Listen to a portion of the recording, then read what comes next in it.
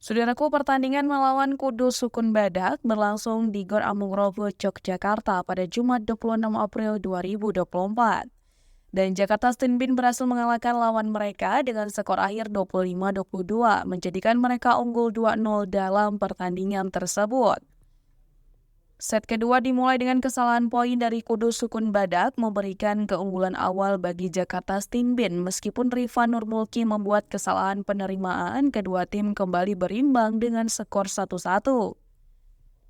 Pertandingan terus berlangsung ketat dengan kedua tim saling berbalas poin.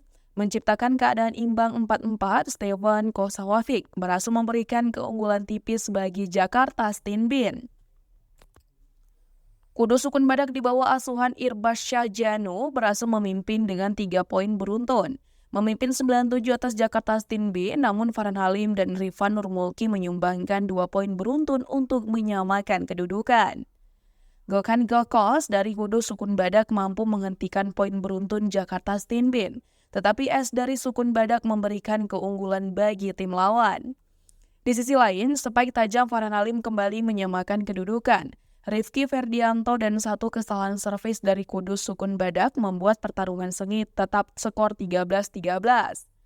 Pertandingan berlanjut dengan Kudus Sukun Badak unggul 15-14 di pertengahan set kedua.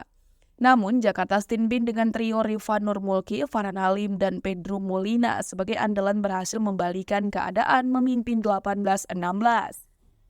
Meskipun Kudus Sukun Badak terus menekan, kedua tim kembali imbang 19-19 menciptakan ketegangan di lapangan.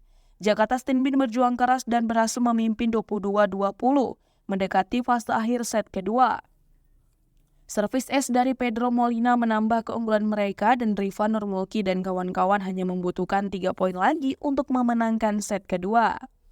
Blackout yang khusus dari Farhan Halim membawa Jakarta Stinbin ke set poin. Quick dari Ujang Nandar mengamankan kemenangan set kedua dengan skor akhir 25-22. Dengan demikian, Jakarta Stinbin berhasil unggul 2-0 atas Kudus Sukun Badak dalam putaran pertama Pro Liga 2024.